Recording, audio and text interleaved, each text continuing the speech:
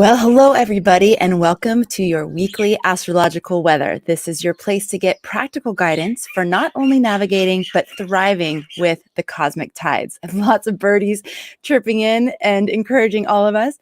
We're so happy you're here. Thank you so much for joining us. My name is Amanda Walsh. I'm the founder of Astrology Hub. I am here with your favorite weather woman, Predictive Astrologer, Ann Ortelee. And we're so excited to dive in here today and let you know about this big week that we are all embarking upon. Before we do that, I have some very important announcements to make. The first one is for all of you international friends. Next Monday, June 7th, we will be making Astrology in Your Pocket, which is now, we almost need to officially migrate to Ann in Your Pocket because because that's basically what everybody says anyways, but we're making that available to all of you, anybody outside of the United States and Canada. So we're very excited about that. That's happening next Monday. Stay tuned. It is going to be a little bit different. It's going to be delivered via email. So every day you will get an email summary of the major and minor transits of the day with a interpretation and guidance on how to work with them. Plus you'll get the audio, which everybody is loving so much. So you'll get the audio that gives a summary of the energy. It's straight from Ann. So it feels like you're sitting and hanging out and having your coffee or your tea in the morning with Ann, giving you a heads up on the day. She goes through the theme of the day. She goes through the intensity scale of the day. So that is coming next Monday. Stay tuned. Cannot wait to offer you that. It's been really hard to feel like you're left out, for us too. And I know for you. So that's coming. And for those of you who have phones that aren't text friendly. Audio and not audio friendly. Like you don't want to upgrade your technology. That's totally fine. I completely understand. And you would rather have it via email. We're going to have the option for you to either switch to email and or add email. There will be a little bit of an additional fee to get both just because of the administration involved for us, but you will have that option. So maybe you're like, I like the summary version and I like the text version. You'll be able to do that. Or if you're like, I can't do the text thing, I'd rather just have an email, you'll be able to do that. So we're working all this out. This is a brand new program. It's been so overwhelmingly successful so far. I think, Ann, have you been surprised at the feedback? Yeah, people really seem to like it. And I Jamie forwards your emails to us, with the content in them, which is very, I read them and I sit here at my desk and cry. So, it is helpful. It's just helpful to know that it's helping, because we are navigating some turmoil times that are tumultuous, that cause turmoil. And so when something can come in and say, hey, this is what you're going to run into today, and it's helpful to you, and you say, gee, it's helpful, I find it, I'm going to cry now. It makes me very teary. So. Exactly. Yeah. So thank you. And keep sending in the feedback because it really does fuel our efforts. And we do send it to Ann so she gets to read everything.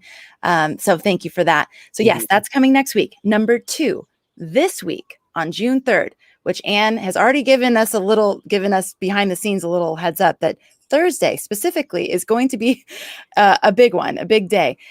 You can come hang out with us at Astrology Hub. We're on June 3rd. We're doing the Solstice panel, and this is going to be featuring 7 astrologers, including Judith Hill, Divine Harmony, Cameron Allen, Tom Jacobs. I'm going to forget, but Amelie Grace, Kira Taborn, and Ari Moshe Wolf. So all 7 of these astrologers will be together on a panel discussing the rest of 2021 and into 2022. So what are the major things that they're looking at? How do they recommend working with it? And it's free. So we would love to have you at that. That's astrologyhub.com/solstice panel, astrologyhub.com/solstice panel. If you cannot join us live, please still sign up if you're interested in the content, because then we'll know to email it out to you. You'll have a limited access to the replay. Inner Circle members, you do not need to register. You're in. You'll have lifetime access to the recordings. What else do I want to say about that? It's going to be a great event. Enrollment. Oh, enrollment. Yes. This is our kickoff for the inner circle. So we open the inner circle twice a year. If you've been on the fence and going, I think I might want to try that inner circle thing, this will be a great way for you to get to know the next guides. So every month we have a different astrologer mentor. So you'll get to meet all 7 of the upcoming ones, and you'll just get a flavor of what the inner circle is all about. So we'd love to have you for that. That is free, happening Thursday at 4:00 Pacific, 7:00 Eastern. The replay will be available within 24 hours. So even if you can't make it live, you'll get that. Okay. The final thing before we dive into the weather, we have just launched reports. So we partnered with Adrian Duncan. He's in Denmark, and you might know him, Anne. Do you know him? Yeah, he's a great astrologer. He's a great astrologer. He's kind of, he's one of the 49ers, like Rick Levine and Georgia Stathis. He's in that David Cochran. And he has written some incredible reports. We've partnered with him. We've been working on this for a long time behind the scenes, and they're now available. So if you want a printout report of your natal chart, which is called our Character and Destiny Report, or you want a year ahead report, which will be a personalized printout of all of the upcoming transits for you, you can do that now. That's astrologyhub.com/reports. Inner Circle members, you do get your 20% discount. So make sure you check your membership portal and put in your discount code. But we are so excited. I've wanted this offering. He's really awesome. He's amazing. We've been working on it for 6 years, and we've gone down tons of different paths to make it happen. And we would hit roadblocks at every single one. It's like the tech didn't work, or the timing didn't work, or whatever. And we finally have it. And we're just so excited to be able to offer it to all of you. And we've been getting amazing feedback so far. So if you're interested in getting some of these reports, they make great gifts too for people in your life that are interested in astrology, but not quite sure where to start. These are great gifts. So check that out, astrologyhub.com/reports. And I also find one of the things that he focuses on, because every astrologer is different in how they focus. And one of the things that he focuses on is kind of like using your chart in a higher form, because a lot of times when you read stuff and you go, oh, my Venus is afflicted or whatever, he kind of helps, because one of the gifts of astrology is planets are going to be in every sign. So if it's in a sign it doesn't like, often that is our strongest energy. That is the energy, the muscle we work to build in our life. And he gives very good insight on how to work with planets that are difficult. And I think that that's what I like about his stuff, is he's very much like, okay, so I have a hard placement, which, everybody's got Saturn somewhere in their chart, but his chart, his reports help you see it in a way that you can figure out how to work with it.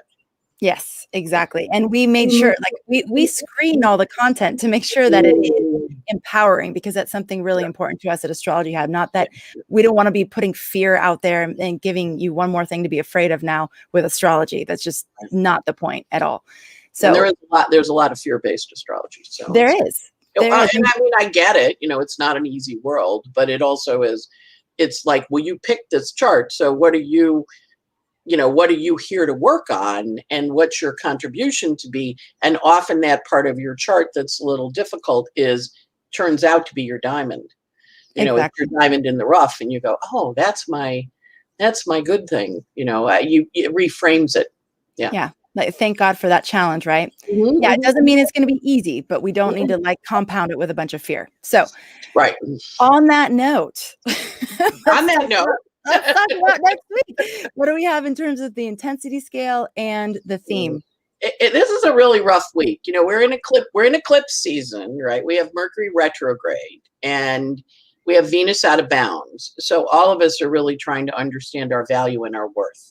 Now, Venus is in Gemini, so she's looking at it from two sides. And in Gemini, we love Venus in Gemini because she's very flirty, but she can also be a little bitchy. She can kind of say things that make you go, oh, what'd you say? It's a different take on things. But we also this week have Mars coming into an opposition to Pluto. Now, to your point, we're looking at cycles, right? We always talk a little bit before the show. So Mars was joined to the Capricorn clump last year when the COVID took off. And then last year, July, August, September, October, November, December, Mars was in Aries, squaring Pluto. He went retrograde there, September, October, November. But so he passed 3 times over the square. This week, he has the opposition in Cancer, right, to Pluto instead of the conjunction, the opening square. Now he's opposite. But when he's opposite, the moon is in Aries. So he's kind of bringing up the stuff from last fall. But he's also saying, I'm in mutual reception. The moon is in Aries, the Mars is in Cancer. So if you want, you can take that moon in Cancer and give me the Mars in Aries, solve the problem from last fall, or you can get in an all-out war. So it's a really interesting aspect because it's also happening during this big Mercury retrograde, right? And the Mercury retrograde's part of the eclipse story. So we're doing Mercury 3 times. And it's also happening in a very emotional sign. We've all been learning about Mars in Cancer because every 2.5 days, that moon shifts. So he goes into Aries on Thursday, which is part 1. And then the opposition happens on Saturday. So, but we know with Mars, we feel it as it's coming in. By the time it completes, it tends to have already happened because it's kind of like, I'm going to make you blush, Amanda. It's kind of like having an orgasm. You're getting there, and then when you actually meet it, you've already climaxed. So the climax technically is Saturday, but it's the buildup that we watch. So the buildup is all week, and Mars is going to oppose Pluto. So it's going to bring back the conjunction that started the pandemic. It's going to bring back July, August, September, October, November, December, whatever you were working on then. You're going to get new information about because Mercury's retrograde and he's telling tales, and Venus and Gemini is going, I know there's some stuff you didn't know. Let me tell you about it. And in that little, there's a thing, I was thinking about this the other day. There's a thing with Gemini that's a little gossipy, where they say, well, so-and-so is blah, blah, blah, blah. And then you go, really? And instead of checking it out, or instead of looking and going, is that my experience of so-and-so? We believe it. Gemini is the gossip, and Gemini doesn't always tell the truth. And Gemini kind of leaves out things or puts in parts where you go, interesting, really? So you want to really watch what you hear this week because Mercury's retrograde. So he's telling you the truth, but he's not telling you all of it. And the energy in the sky is about absolutism. I absolutely. And it's like, based on what evidence? That's why we have a jury of your peers. We have 12 separate people have to listen to the evidence before we find someone guilty. We don't just go off based on what someone said. However, this week will be all about people going off on what someone said. And when they do, it either can be they misheard it, something came up, it was something they were working on, and now they have to figure. There's this whole absolutism, like, I am absolutely right. And it's like, really? Did you know this, this, and this? And they may not have. But it also is, are they even listening for it or looking for it? So this is when the heavens want to confront you and say, hey, you need to know about this. This is something you need to pay attention to. But it might not be easy because Mars and Pluto are in a fight. Now, the other thing that happens is we have the eclipse the week after at 19 Gemini, which squares the US Neptune. Happens to be a direct hit on the old former president's stuff. It's on his birthday. And all the people that are born around June 10th, you're having an eclipse year, which is a big year for you in terms of direction and what you're doing and where you're headed. And then the other thing is on the 14th of June, we have the second of the 3 Uranus-Pluto squares, where if you've been hanging on and then you get some information this week and you go, I don't think so. You mean Uranus-Saturn, right? Uranus-Saturn, what did I say? Yeah. Mercury retrograde. Yeah. Oh, yeah. Well, it feels like Pluto because Mars is in there. But yes, you're in a Saturn square. But remember, last year, Saturn and Pluto were dancing together. And they said to you, we want you to understand the concept, the structure of power in your life. So everybody had Saturn, Pluto somewhere in their chart, getting them introduced to the structure and power and how it changes. And this week we have the, oh, wow. And then we have to make, and the Uranus Saturn this year, January, June, December says, make your choices.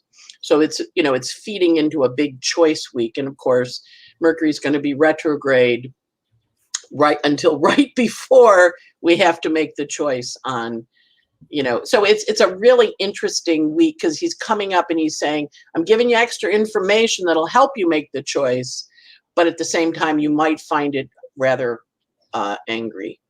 You might find you're very angry because. Well, and is it also incomplete? Because you were saying that, so you're getting more information, you need to pay attention, but the information might not be totally complete.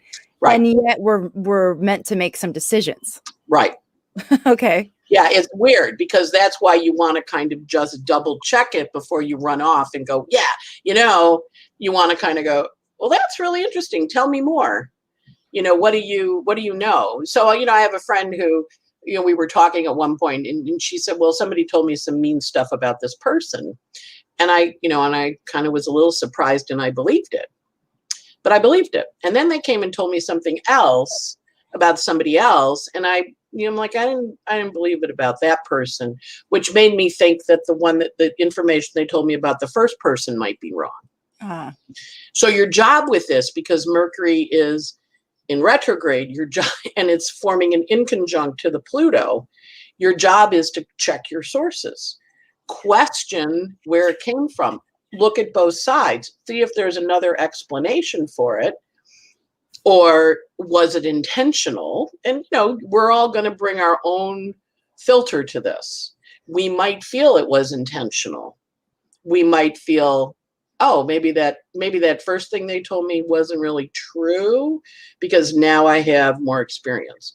So the other part, if someone confronts you with something, is to say to them, is that your experience of me? Because it may be something that came up and in truth, that's not your experience of the person. Or it may be something that came up that confirms your experience of the person. Again, it's Gemini, so it's very mirror-y. Like, does it confirm it, or do I think differently because of it? And if I do, why? And then, kind of, do I trust this person, or what evidence do they have? Or are they just sharing some gossip with me to make me feel bad about this story?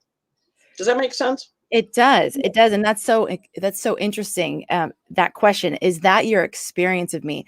Especially given the tendency right now, I don't know if all of you are noticing this more than ever, but to put labels and boxes around people and sort of write them off. Like, oh, you're a blank. Oh, you're one of those blank. And it's like, oh, now that person's in a box and totally written off. So this idea of like, hey, I know, this is how you're interpreting what I just said, but is that your overall experience of me? Or is that just, it's almost like a shortcut. It's like a mental shortcut to just be able to categorize, which I think our brain does naturally anyways. It's not like a bad thing, but it's definitely influencing relationships very deeply. Right. So that's a really interesting question. And then, okay, so you're saying question the info, look at all sides. Now, what I continue to hear is that things might not be entirely clear from an information perspective, right? So what can we rely on when the information is conflicting and there's different perspectives? And I mean, would you say there's anything astrologically that is continuing to point us to that inner guidance, that inner truth? Because I know last year you said that was one of the main invitations was find your inner authority, your inner guidance, your inner truth. Is that also an invitation for specifically this time period right now? Yeah, but it's from a slightly different point of view. So what's happening right now is Athena is in Pisces and she's joining with Neptune. And she says, okay, so that behavior is happening. And we maybe lean in a little and go, so what happened to you? And hold the place of empathy, because when we're holding empathy, we are not coming from a critical place. We're coming from a compassionate place. And it doesn't have to mean we have to forgive them or whatever, but we want to kind of understand, well, where did it come from? And, and just this morning, I was listening to Biden's speech at the Memorial of the Unknown Soldier, because it's Memorial Day here in the United States, where we have a grave in Arlington Cemetery where the remains of a soldier from each of the world wars is buried. And they're unknown, and it's guarded 24 hours a day, every day, rain, snow. And on Memorial Day, we go put a wreath on there and have a ceremony honoring the fallen who fought for this country. And he had a speech, and he included, like, if we approach it from a position of empathy, it's very hard to have a hard heart about it. Doesn't mean we condone it, doesn't mean we agree with it, but we look at it from an impassioned, empathetic point of view, which is Pallas Athena next to Neptune. Like, if we stand in our heart space and we say, okay, I get that the behavior is really bad, or I don't like it, or whatever our reaction is, but we're coming at it from a heart space, that's helpful. Yeah. And that's the space to stand in with this energy, because the Mercury and the Venus squared them last week. Mercury going back and hitting them for a second time and a third doesn't excuse the behavior, but helps you understand it. So when I was younger, my mother was death on lying. She would line us up against the wall and went, who ate the icing off the cake? And she would stomp back and forth until one of the three of us confessed. And usually it was my brother. My sister and I would be like, we're not confessing. She's really mad. My brother was like, all right, let's just get it over. I'll take the punishment. I ate the icing. But I had a friend who was in town with her son and, the family. We were at a pizza parlor near my house, and he had white in his face and a big pile of white in front of him. So his mother said to him, Michael, what did you eat? And he goes, nothing, except there's all this evidence. Right? And I'm watching, and she goes, now, Michael, I want you to think about it. And I want you to just breathe a little. And now I want you to tell me the truth. What did you eat? And he sat there. We all were quiet. Sugar. Right? And packets of sugar on the table, right? Oh. And she goes, thank you for telling me. Thank you for sharing that with me. So I was watching and going, hell, that was not how I was raised when I lied to my mother. So I said to Jody later, I said, I just got a question about this dynamic that I witnessed, which was really very profound. You gave him space to calm down, to breathe, to think about it. And then he fessed up. She goes, well, it could have been cocaine. We're in New York. I mean, I figured it was probably sugar, but who knows what the hell he ate. And she said, and people's first instinct when they're caught is to lie, which I thought was interesting. She was raising kids. She's done the research on it, right? People's first instinct is to lie when they're caught. But if you give them space and you say to them, really? And then they, sugar. So that's the energy, giving it space if we can. And you might not be able to. You might find, with the Mars opposite Pluto, that you're in the mood to rupture or yell or whatever. But giving space allows what needs to come out to come out. And it's only possible. Yeah. I mean, this is so good. And it's like the reason why that kid was able to be honest is because the mother eliminated the fear. Like, there's this survival fear. And I think that's probably why, people lie when they get caught, because it's like, oh my gosh, I'm going to get in trouble. And you go right into that like fight or flight mode. And you can't be in your heart when you're in that place. And so that's why I think, so many of the issues right now feel and potentially are life threatening.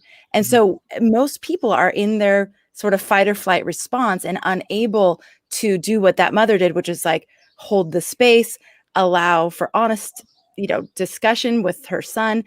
And I think that's the work, though. I mean, that's the work, because if we can get there, then we can get to a place of truth.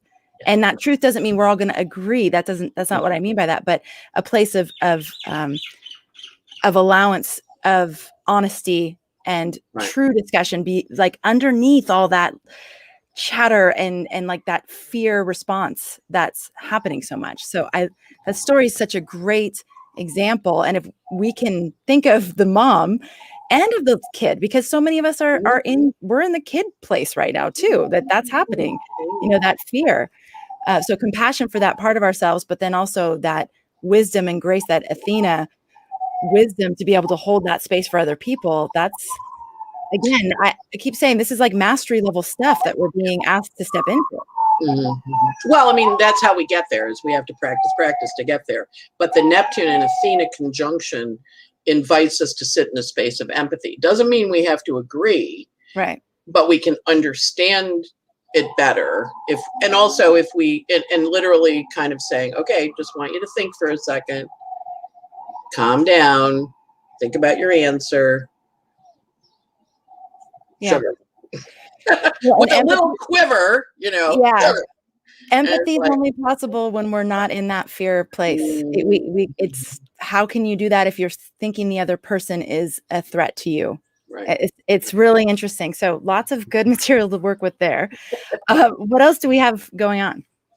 Well, that's the biggie. We also have Venus going into Cancer this week. So when she shifts into Cancer, which is June 2nd, now suddenly every 2.5 days, she gets excited when the moon changes sign too.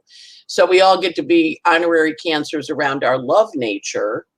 And she is out of bounds. So she's a little rapturous, which is nice. We like her out of bounds, but we also recognize she can be a little bit like, am I missing something here? Is this really as good as it looks? And with Venus out of bounds in Cancer, when the moon shifts, she changes. So when the moon goes into Aries at the end of the week, Venus is going to go, now I'm in Aries. And Venus, when she's in Aries, is considered in her detriment because she's warrior goddess, right? So she's in a fierce mode. And so we'll watch how Venus's kick up. Then the other thing, the Mars with his opposition to Pluto is also going to square Eris. He's going to square Eris, the goddess of discord. So last year he met with Eris because Eris is in Aries. And we are going to have Eris and Pluto do squares 4 and 5. They did 3 last year. They're going to do 4 and 5 in August and in October. So this is the setup for whatever August and October are going to bring, because Mars is going to trigger them. And until he gets into Libra, which is a ways away, she's very stimulated and Pluto's very stimulated and Mars is in Cancer. So it's a big T-square, which means it shoots out into the Libra part of the chart because that's the empty bucket. So if you have planets in the 20s of Libra, they're going to be activated because that's the space that's kicking up. And we're getting the inconjunct, Venus is in conjunct Pluto, which brings to light something we need to look at, but she's also then going to get emotional about it. So it's a very emotional week.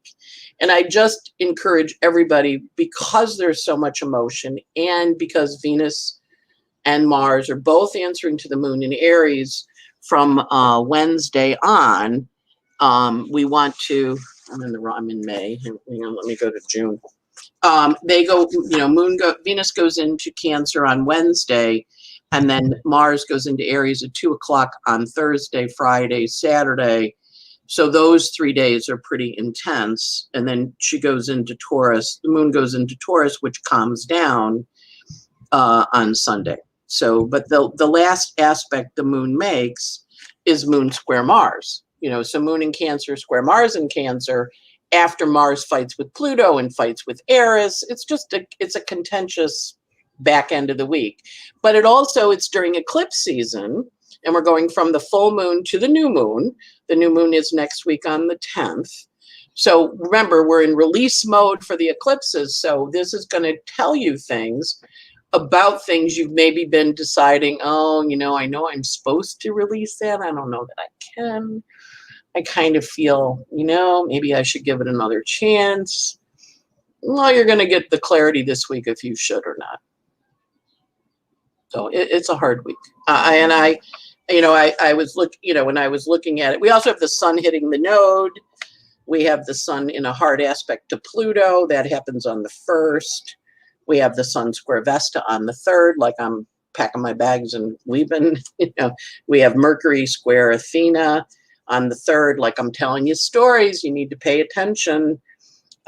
We do have Mars also finishing his trine to Neptune today, because Mars in Cancer is trining Neptune in Pisces. So now he finds out something he didn't know about. But then when we get in, and he trines Athena today too, but then he gets into all this argument. So he argues with Eris on the 2nd. He starts the fight with Pluto on the 4th. He hits the nodes of fate on the 4th, and he says, I got to make some decisions. He's opposed to Pluto on the 5th. He hits the nodes of fate on the 6th, and then he has a health aspect on the 8th. So he is super cranky. This is Mars. Yeah. Okay. And he's in Cancer. So Mars in Cancer is, it's considered its detriment because it's emotional. We don't want somebody emotional making decisions with guns, because Mars is guns, right? So, but it does speak to shootings in our culture, because it tends to be active on those. But it also is it's also, how are we taking actions around our emotional feelings? Go back to the conjunction of last June or last March, when Mars was in Capricorn, kind of stirring up that story. And then all last fall, when he was back and forth in Aries 3 times. Now, he was in Aries, he was in his favorite sign, but you found out something then. And now you get to take action and decide how you want to handle it. And I would suggest, in this energy of absolutism and I'm right, you're wrong, when someone does that with you and they stomp off the door, you kind of don't fight with them. You let them go out the door to find their head, right? And don't engage in unnecessary arguments this week, because people are really, they're trying to process. And one of the things, anger is not a primary emotion, which I never really understood, but every therapist says that. But anyway, it's not a primary emotion. It's a reaction, to your point, probably the fight or flight. Like, I'm feeling something and I'm going to fight you, or I'm going to flee. And then the other thing is freezing. So, somebody starts stomping and yelling and going out the door. You go, okay, bye, have a good time. Yeah. Let them cool off. And a lot of times it's not what it appears to be. There's something else getting triggered underneath. And go back and look at what was going on last fall and last June, I keep saying June, but last March. But it's an eclipse. It wants you to see it. It wants you to understand it on a deeper level.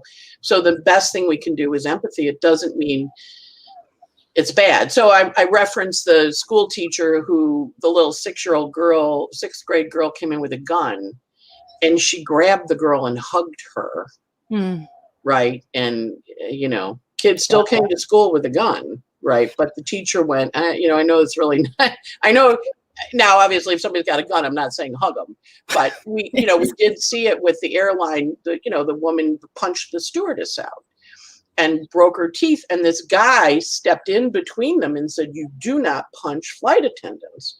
And the woman sat in her chair and stopped. In the meantime, this woman lost her 2 teeth. But it's understanding there's a hair trigger this week. So you don't necessarily want to engage in it if you don't have to. At the same time, whoever's being triggered, they may or may not, I don't know, come to consciousness. I just would be really conscious about people erupting and how you choose to handle it, and you may find you're erupting, and that's okay. There's something you need to work out here as part of it. And whenever you hear absolutes, or if you hear stuff that, somebody says something and gets you going, I always, when I have that with a client and they're saying, I said, well, what was their motive for saying that to you? And a lot of times we don't think about motives about why we're hearing something, right? Like they go, oh yeah, I heard about that. And you're kind of like, oh, what'd you hear? But it honors that they're telling you that for a reason, right? But what's their motive for telling you? So it's not to say that the motive's bad. They may be just giving you a heads up. We don't know. But when you question the motives of why are you saying that to me? then I have an opportunity. You're protecting me, you're helping me, or you're carrying something to me to get me in trouble, to get me to react. What do you know? What's going on here? How am I being fed? And that's the problem with the Neptune, is we're being fed stuff we don't know quite why. Mm-hmm. So we want to kind of look at it and go, why am I being fed that? What's the motivation for feeding me that? And then, okay, I get what their motivation is, but let me take it if I lined 12 people up and I said, okay, so what do you think about this? What would they all say? And that you want to do that before you rush to judgment. Yeah. That makes sense? Yeah. It does. It does. Okay. A couple questions, Anne. Mm-hmm. Well, first of all, when you say health aspect, what do you mean? What are you seeing? And how does, the eclipses are big times because the lights are by the nodes of fate. Okay. So it's a big time for diagnosing health aspects. It's a big time for people leaving because the nodes are lined up with the lights. And so a lot of people, it's a big departure week. Eclipses, eclipse, they leave. That's one of the definitions of it. But it doesn't mean they just leave the room. Sometimes they leave Earth. And so with Mars forming a health aspect to Saturn, this can be something you've been dealing with for a while, and now it gets diagnosed. Okay. Yeah. So some clarity around health issues, if you've been working with something. And I think I've heard you say before too, like if something comes up, look into it. It could be something you need to address. It's something you need to address because Mars is quindecile Saturn. So he's saying, you've had this for a little while, and I think maybe you need to fix it. Right. Because right past the opposition, the aspect of 165, there's a good book by a guy named Noel Till called Critical Degrees of Illness or something. And there's also a book called Quindecile by one of his students. And they talk about health aspects. So when planets get to 165, a lot of times it's a health aspect that comes to light. Okay, great. And can we spend a little more time on Mars opposite Pluto? Just a little bit more on that energy, because I know would you say that's pretty much, it's hard to single out one thing with everything that's happening, but for this is the biggest one. Yeah. What happens with Mars is we know as it comes in, most of the planets like Uranus and Saturn, when it's exact, it happens, right? The exactitude is when if it's a predictive astrologer, I go, Saturn's on your thing. That's the day. And I can nail the day. Right. Very accurate.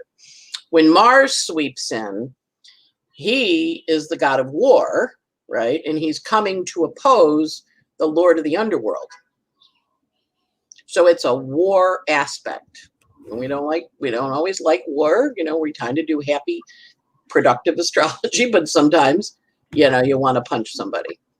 But Mars opposite Pluto has an energy of conflict in it. It's an inherent conflict because Mars is emotional and mooning. He's in Cancer, and on the day that he's building up to this thing, he's learning information. He's emotional about it because he goes through the moon in Pisces, and then he gets into Aries and he goes, I have to do something about this. So it's a build up energy. And if Mars is in a nicer sign than Cancer, he might think twice, right? But when he's in Cancer, he doesn't think twice. He just dives in. Now, this is also, your kid got run over by a car and you pick the car up, right? So it gives Mars almost superhuman strength to protect Cancer. Whatever's hurt, your child got run over by a car, you can pick the car up. Great. But also by itself, it's in the mood to pick a fight just because it's contentious and it's emotional. And a lot of times when we have a fight with someone, we're just working it out. We're fighting with them because we're feeling something, but we're not actually in touch with what the feeling is. In this case, feelings are very high. Information is distorted, not quite what the truth is. So you can overreact to something where, you didn't do anything, but they're mad, and you watch them walk out the door, and you're like, okay, well, I'm not going to intervene because they got to figure it out. So I had that a couple years ago. I had somebody staying here, and they got mad, and they stomped off. And I let them go out the door because I was like, I'm not going to intervene because they need to go for a walk, and then subsequently they apologize. No worries. Sometimes you got to stomp off. It's okay. But I wasn't taking it personally that they stomped off, but I also wasn't stopping them from stomping off. Does that make sense? It does. Yeah. So we have this inherent conflict energy, which I think it's helpful to know, because sometimes our judgment that it shouldn't be that way, or any resistance to it being that way, can also just compound the effects of how hard it is. Right. Right. So if we're just like, okay, there's a conflicting energy, that's part of what we're here and learning right now, is how to work with that, and to, let the person stomp off or have their thing. And that's okay. Great. That's their experience. Do I need to stop them? Do I need to interfere? No. Right. If I can avoid it. I mean, in the case of the big guy that got up and stood over and said, you don't hit flight attendants, he stepped in and stopped it. That's fine too. But you might not feel comfortable doing that. Right. But you call 911, you film it with your camera, you document as best you can, because you can't, in the moment, you might not be able to do anything about it. What you say about the information is distorted when we're emotional. I actually had that experience last week. Someone sent an email, used a word that I heard. I literally read the email, read a word, called someone and said, I can't believe, but this is what was said, and it's making me feel really uncomfortable. Then went back and read the email, and it wasn't the word she used at all. It was a totally different word, which was like, whoa, that is fascinating. That is something for me to pay attention to. But no, that's the energy, Amanda. Right. That's it. Like, I heard this, but that isn't actually what they said. Yeah. Amazing. So that's that. Okay. What you're saying with the take a pause, cool off before you then light a fire in a bunch of other places, it's like, just take a breath. Is that actually this is where that question, when people are speaking to you, this is what I heard, is this actually what you said, is really, really helpful as well. I mean, this was via email, but it was amazing to me that it was written and I still saw a different word, and then had to go back and go, oh, wow, that's showing me something about me, that a word that wasn't even there could trigger me into such a state of unease or discomfort. So I think, again, lots of things for us to work with. And I think that's the other part, is because there's a lot of Neptune, it might not actually be true, right? But you heard it. Right. I remember back when I was first learning astrology, and it made me go, I do believe in eclipses. I do. The astrology teacher I was studying with said, okay, so now you can present a chart if you want to. I didn't hear the if you want to. And at that point, I was in the phase where, oh my God, if somebody sees my chart, they know all this stuff about me. Now I put it out there because I'm like, have my chart. I'm going to read yours. You can see mine, right? But back then I was a Virgo. A lot of Virgos don't like their charts. Like, if you ever hear of someone that doesn't let their chart stuff up, 99% they're a Virgo. But it's just the Virgo thing. Like, you're going to know stuff about me by looking at my chart? I don't think so. So, but at any rate, he said, if you want to. I did not hear the if you want to. I went off like a rocket. And it was really big. And and I also find a lot of times when you're studying astrology and you're really doing it in depth, the universe comes and says, I'm going to give you this little test to see if you really can handle it. It's kind of like we're going to poke a really sensitive part. So I went a little wild. And one of the astrologers I knew said to me, well, Anne, this is setting off the eclipse from this time, this aspect. Does that time mean anything to you? And I went, oh, yes, it does. Now, I did not record that teacher's classes, but I had a friend who did. So I called her and I said, Linda, can you do me a favor? Can you go back and listen to the end of the class when we got our homework assignment from our teacher, and tell me what he said? And she said, I can play it for you. So she got the tape and she put it next to the phone. And then I heard, if you want to. There was a condition in there. If you want to, you can. Not everybody has to go expose their stuff.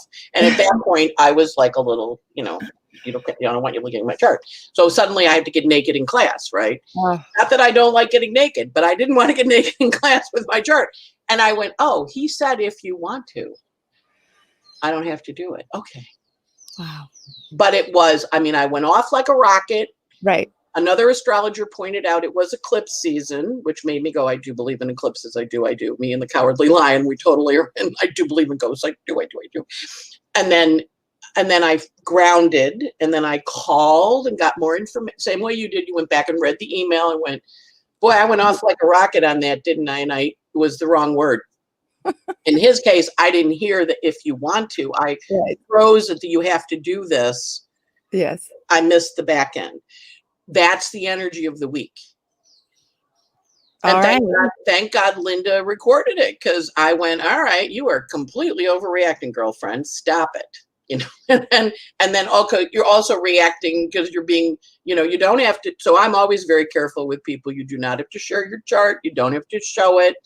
I always check when I talk about someone's chart. I always say to them, is this something I can share, about you, if I'm going to, because sometimes there's a good story. And anytime I talk about a client or I share a story, I'm sharing a story with permission, because, it's helpful, but I ask, I don't just talk about people, but I also have a Mercury Mars square. So I understand, my words fly. So I have to be conscious about asking. But in that case, I didn't Mercury Mars square. I just flew out of that room like a crazy woman, and was wild for like 4 days, and then calm down. It's both the words and also the intent.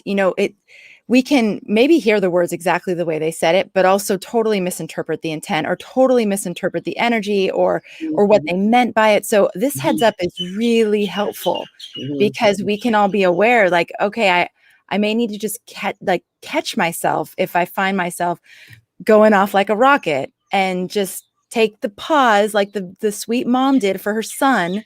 Give that to yourself. Okay, just take a breath, take a pause, take some space, go out and hug a tree or something, just like get your feet on the ground, and then come back to it and see if you might see it a different way. So, and remember, every time they launch a rocket at Cape Canaveral, well, it's a Mars-Pluto aspect. Really? Is that? Yes, it's totally true. Wow. Look at any of the rocket launches, it's usually a Mars-Pluto square, because it gets it out into space. But think about that energy of the rocket getting, it does that little vibrate thing as it's going up, and then it suddenly starts to move. But it's sitting at the base, and it's going like, you see the fire, and and then it kind of wiggles, and then it takes off like a rocket. Yeah, it's that energy. But Mars-Pluto is always active in rocket launches. Wow, that's fascinating. Okay, let's do our summary. I mean, there's so much, but wait, real quick before we do that, what's the theme? Like, if we had to boil it down to a theme or directive, what would it be?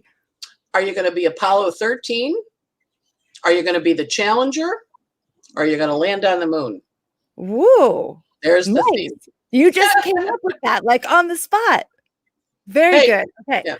All right. So we have choices. Always we have choices. So here's the energy. Here's what's going on. And how are we going to work with it? Right. Houston, we have a problem, right? The Apollo 13. Or, that guy just and what did Reagan say? Broke the surly bonds of Earth. It was a beautiful quote. Or first step for mankind. We have an option. This is our options. We get to pick.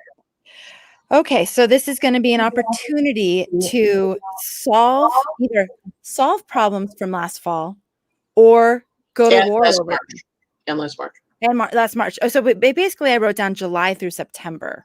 That was when the square happened in Aries. Okay. But the conjunction, the initiating energy, was in March of last year, when Mars was in Capricorn with the COVID clump. So that's kind of when the virus took off. Well, that's when everything happened, the endless March, right? Okay. March, yeah.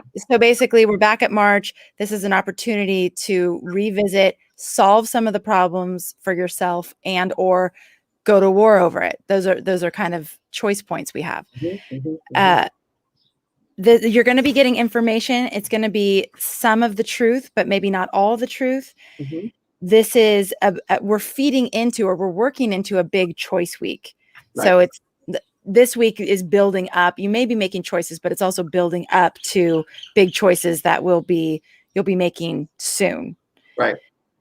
The extra information also may help to clarify. So you're going to be getting discernment is the word that kept coming to me. It's like, okay, information's coming, discernment, dig deeper, ask questions, question the motive, question why you're getting the information.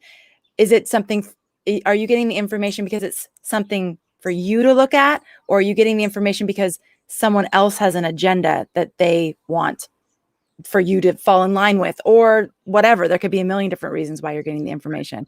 So just question that. Look at multiple perspectives. You may need to take a second before you can do that, but give that some space. Ask this question: is that your experience of me? Is that your experience of me? That's such a good one. See if you can drop into empathy, which is dropping into your heart, which is, before you can do that, you probably need to address your fear or anything that's coming up for you that's making it really hard for you to be empathetic towards another person. This is what's happening now, is a setup for August and October. So we have whatever themes you're working with right now, make a note of them. You're going to be revisiting these things again in August and October. Yep. If you have planets around 20 degrees of Libra, pay particular attention. This is going to be particularly activating for you. 20 to 26. Yeah. 20 to 26. Thank you. It's a range. Yeah. Any planets between 20 and 26 are going to get activated by Mars. Okay. I feel like a broken record, and you probably do too. And this is an emotional week. That's a Mars Pluto thing, that skipping thing where it does it and you're kind of like, God, that's annoying. It skips at the same place, you know? Yeah. Yeah. So the skip that we've been saying many weeks in a row is, this is an emotional week. This is an emotional week. Mars is in Cancer, everything's emotion right now. Once he gets into Leo, it's so much happier. But when he's in Cancer, deep emotional processing around your childhood, your home, your family, how you feel about things, and acting out of emotion. Mars in Cancer. Right. Okay. Not acting out of feeling, better way to say it. Then because sometimes we feel happy, we act out of that too. So we don't want to make it all bad, because Mars in Cancer isn't all bad. If it's happy, it's happy. Mm-hmm. If you're happy and clap your hands. But also today you might go, that's how I clap my hands. Oh my God. Isn't this a clap? Wow, bam, Batman. Remember those? When he would go pow and the word would appear. Yeah. Yes. Okay. So Thursday, Friday, and Saturday are particularly intense. As we get to Sunday, it's going to be calming down a bit. Yeah. Mm-hmm. Yep. This is a release mode. We're in a release mode because of where we're at with the eclipses. Yep. Mm-hmm. Yep. So this is, you're going to start to get clarity around whether or not you should release. Mm-hmm. I think, would you also say what you should release? Because one of the things I'm recognizing is that a lot of the things I'm needing to release are within me. They're not necessarily like, I need to release this person, or I need to release this thing. It's, I need to release this response that I continue to have for this. Well, remember, Mars in Cancer, Moon rules the body. So it can be an internal emotional response. Yes, totally. Right. Yes. Okay. Yep. How taking actions around emotional feelings. Okay, so we're taking actions around emotions and feelings. Let them out the door. I love that, because that's basically just dissolving the tension. So there's a conflict, and instead of hitting the conflict, it's allowing the conflict some space. It dissolves a lot of the resistance that often causes the conflict in the first place. So just, if someone needs to walk out the door, if you need to walk out the door, let them go, come back with a clear head. And it is a separating aspect, right? So it can be conflictual, but it can also be, I'm going to go my own way. So remember, we can use it in, Mars tends to charge, right? But it's an opposition, so it can separate. Think about a boxing fight. They ring the bell and everybody goes to their corner. Yeah. You can do that too. Say, okay, we go to their room and think about it, and then you can come back. We go back in and duke it out. Yeah. Right. I'm just going to take a time out. I'm going to go breathe. I'll come see you when I'm more calm. Yes. Don't engage in unnecessary arguments, you're saying. So there's no need to like provoke or engage if you don't really need to. Well, you're going to maybe be triggered to want to fight with somebody, but then you want to think about, what's it actually going to do? And sometimes, I remember sometimes when I was young, my mother and I, very close, I have a moon in the first house, and I would come home from college or from New York, more from New York, but I would come home for the weekend, and then we would always have a big fight when I was going to the airport. That was our big thing. We'd have a big fight right before. And at one point we talked, either she'd irritate me or I'd irritate her. And I have a Mars square Mercury. Mercury rules my fourth house cusp. So we talked about it one time, and I said, well, I think I'm fighting with you because it's hard to leave. Yes. It's easier to leave mad. Yes. Than to leave and just say, I'm really sad. I'm going home. I really wish I could, I wish I lived in wish I lived in Rochester instead of New York. Not that much to move back to Rochester, but yeah. And she's like, okay, so we fight right before you leave because you're sad you're leaving? I said, yeah. So then we were able to interrupt it. Oh, you must be sad you're leaving. And get to the truth, right? Yeah, it's so much more vulnerable to be sad than to be angry and pissed off. It's like that's an easy, kind of harder response than that vulnerable, like, I'm just going to really miss you and my heart hurts and I'm lashing out at you because it makes it easier to leave. Yeah, it's easier to leave mad than to leave crying, you know. Yes. Now I leave crying all the time. It's okay. But I got better at it, Yeah. Mm-hmm. Okay. So we have this inherent conflict energy.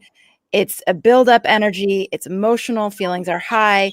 Information is distorted. I mean, this is basically what we're working with this week. Yeah. So, yeah. All right. Amazing. Thank you, Anne. A busy week. And such an incredible heads up. I feel like we have tools, we have information, we have, guidance. This is so, so helpful. Thanks to all of you. Your comments are so fun to read. I try to scan in as much as I can while you're sending them in. If you're listening to the recording, please continue to share your feedback. We read it. We love it. Thank you so much. We can't always engage with it, but we are seeing it. So thank you for that. And then just the reminders of some of the things that we talked about in the beginning. International Astrology / Anne in Your Pocket is coming next week. We have the Solstice panel on Thursday, which is going to be an astrologically intense day. Come and spend time with some really wise and amazing mentors and guides. This is our free Solstice panel happening on June 3rd. You can sign up at astrologyhub.com/solstice panel. Sign up for that. And then the third thing is, if you're interested in reports, you can get a character and destiny report. You can now also get a year ahead report going through all the important transits of the year ahead for you. The character and destiny report's cool too because it's broken into categories of life. So like health, relationships, career, soul purpose. There's categories around the information, which makes it easier when there's sort of conflicting things in reports. Sometimes you'll get things that just sound totally opposite, which we have inside of us, by the way. We have these opposite things inside of us. Yeah. So, yeah. Those are called oppositions. Exactly. Those are called oppositions. So if you're interested in either of those reports, those are now available, astrologyhub.com/reports. Good. Awesome. Anne, thank you. You have a great, great week. And thanks to all of you for being here. Mm-hmm. Thank you for being a part of our community. And thank you, as always, for making astrology a part of your life. We will catch you on the next episode. Take care, everyone.